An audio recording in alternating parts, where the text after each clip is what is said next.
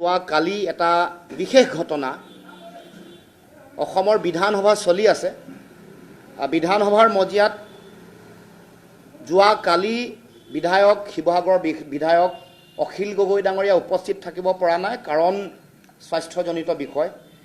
কিন্তু তেওঁ স্বাস্থ্য বেয়া হোৱাৰ মাজতে বিধানসভালৈ যোৱাৰ এটা পৰিকল্পনা কৰিছিল আৰু সেই মৰ্মে এখন বিশেষ পোষ্টাৰ বনাবৰ কাৰণে পৰিকল্পনা আগনিশা তেওঁ কৰিছিল। কৰাৰ পাছত আমি দেখিবলৈ পালোঁ যে এই বিষয়টো চৰকাৰী যন্ত্ৰই গম পালে আৰু গম পোৱাৰ পাছত য'ত এই পোষ্টাৰ বনাব দিয়া হৈছিল সেই পোষ্টাৰ বনোৱা যি মা ভৱানী প্ৰেছ, যাৰ স্বত্বাধিকাৰ অসীম হাজৰিকা, জয়ানগৰস্থিত গুৱাহাটীৰ যিটো প্ৰেছ, তাত তেওঁলোকে পুৱাৰ পৰা তেওঁলোকে ঘেৰাও কৰি ৰাখিলে, স্বত্বাধিকাৰীগৰাকীৰ তেওঁৰ মোবাইল জব্দ কৰি ৰাখিলে আৰু দিনটো এই প্ৰতিষ্ঠান এই প্ৰেছ বন্ধ কৰি ৰাখিলে। অৰ্থাৎ এয়া অসমত ফেচিজিমৰ আৰম্ভণি, এয়া স্বৈৰতান্ত্ৰিক শাসন ব্যৱস্থাৰ আৰম্ভণি।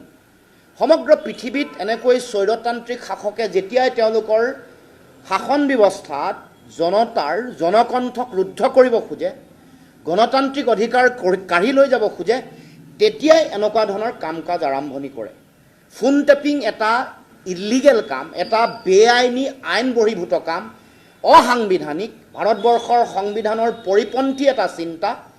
এই চিন্তাক কিন্তু বিজেপি দলটোৱে, চৰকাৰখনে তেওঁলোকে বিভিন্ন সময়ত এনেধৰণে তেওঁলোকে কৰিব খুজিছে বা এই প্ৰক্ৰিয়াৰ যোগেদি ফোন টেপিং বা যি সমাজত চৰকাৰৰ বিৰুদ্ধে, চৰকাৰৰ বিভিন্ন গণতন্ত্ৰ বিৰোধী কাম কাজৰ বিৰুদ্ধে, জনতাক কৰা অন্যায়ৰ বিৰুদ্ধে মাত মতা যিসকল ব্যক্তি আছে তেওঁলোকক এনেকৈ ছাৰ্ভেলেঞ্চৰ মাজত ৰখাৰ প্ৰক্ৰিয়া তেওঁলোকে আৰম্ভ কৰিছে। এই কথা আমি শুনি আছিলোঁ, খবৰ পাই আছিলোঁ। কিন্তু যোৱাকালি আমি কাৰ্যত এইটো প্ৰতিফলিত হ'ল যে চৰকাৰে মানুহৰ কণ্ঠ ৰুদ্ধ কৰিবৰ কাৰণে বা চোৰাংচোৱাগিৰি কৰিবৰ কাৰণে তেওঁলোকে ইতিমধ্যে কাম কাজত জঁপিয়াই পৰিছে, তেওঁলোকে ইতিমধ্যে তেনেকুৱা ধৰণৰ ব্যৱস্থা গ্ৰহণ কৰিছে।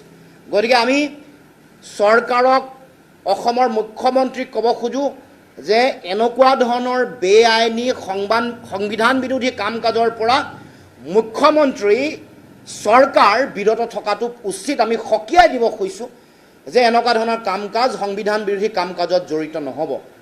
ঈদ বিৰোধী গণ আন্দোলনৰ সময়ত ভাৰতবৰ্ষত বিভিন্ন প্ৰান্তত ইজৰাইলী চোৰাংচোৱা যিটো ছফ্টৱেৰ পেগাছেছ আনি বিভিন্ন ধৰণৰ তেওঁলোকে ফোন টেপিং, বিভিন্ন ছাৰ্ভিলেঞ্চ, এই কাম কাজ তেওঁলোকে আৰম্ভ কৰিছিল। চোৰাংচোৱা, এনেকুৱা ধৰণৰ চোৰাংচোৱাগিৰি কৰিব পাৰিব তেতিয়া যেতিয়া কোনোবাই ৰাষ্ট্ৰসংঘাত কৰিছে, দেশৰ সংবিধান বিৰোধী কাম কৰিছে, দেশদ্ৰোহিতা কৰিছে।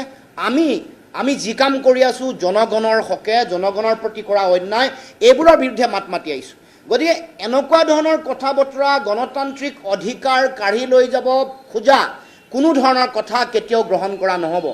এইটো অন্যায়।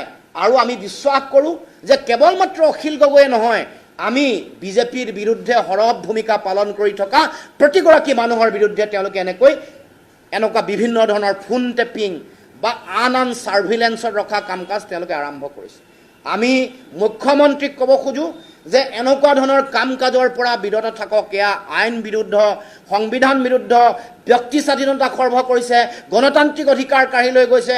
আৰু আমি দেশৰ গণতন্ত্ৰ আৰু সংবিধান সংকটত পৰা কোনো কথা কেতিয়াও মনা নাই আৰু মানি ল'ব নোৱাৰোঁ। সেইকাৰণে আজি এই বিশেষ সংবাদমেলৰ যোগেদি, কাৰণ এইটো এটা অতি ভয়াৱহ এটা ছিৰিয়াছ বিষয় এটা, কাৰণ মানুহৰ নিজৰ ব্যক্তিগত জীৱন বা ব্যক্তিগত কথা বতৰা এইবোৰতো যেতিয়া জাচুচি আৰম্ভ কৰিব, তাৰমানে কোনো ধৰণৰ গোপনীয়তা নাথাকিব, ব্যক্তিগত জীৱনৰ গোপনীয়তা নাথাকিব। এই যিটো পেগাছেছ ছফ্টৱেৰটো আপোনালোকে জানে যে এইটো এনেকুৱা ভয়াৱহ, ইমান ভয়ংকৰ এটা ছফ্টৱেৰ যে এগৰাকী ব্যক্তি তেওঁৰ এণ্ড্ৰইড ফোনৰ যোগেদি সোমাই ছফ্টৱেৰ হেক কৰি ঘৰৰ ভিতৰলৈ গৈ ঘৰৰ সকলো ভিডিঅ' লৈ গুচি যাব পাৰে, যাক যদি তেওঁলোকে লক্ষ্য কৰি লয়। এইটো অতি ভয়ংকৰ। আৰু সেই সময়ত লোকসভাৰ মজিয়াত কেন্দ্ৰীয় চৰকাৰে স্বীকাৰ কৰিছে যে তেওঁলোকে ইজৰাইলৰ পৰা পেগাছেছে তেওঁলোকে কিনিছিল বা কিনিছে। তাৰ মানে এনেকুৱা ধৰণৰ কাম কাজ দেশত চলি থকা বিজেপি চৰকাৰ দিনত চলি থকা আগতেও আমি দেখিবলৈ পাইছোঁ। আপোনালোকে জানে যে যেতিয়া গুজৰাটত গোধৰা কাণ্ড হৈছিল, গোধৰা কাণ্ড হোৱাৰ পাছত বহু ধৰণৰ মানে বিভিন্ন সাক্ষী, বিভিন্ন অভিযোগ দিয়া মানুহৰ সাক্ষ্য নষ্ট কৰিবৰ কাৰণে, ফেক এনকাউণ্টাৰ কৰিবৰ কাৰণে এনেকৈ আইন বহিৰ্ভূতভাৱে সংবিধান বহিৰ্ভূতভাৱে বহুতক ছাৰ্ভেলেঞ্চত লৈছিল আৰু তেওঁলোকৰ কথা বতৰা তেনেকৈ চৰকাৰী যন্ত্ৰই শুনি শেষ কৰি ফোন টেপিং কৰি তেওঁলোকৰ বিৰুদ্ধে বিভিন্ন ব্যৱস্থা গ্ৰহণ কৰিছিল। তাৰমানে এইটো গণতন্ত্ৰৰ প্ৰতি বৰ ভয়ংকৰ এটা অশনি সংকেত, ভয়ংকৰ সংকেত। অসমতো এনেকুৱা ভয়ংকৰ পৰিৱেশ পৰিস্থিতি আৰম্ভ কৰিব খুজিছে।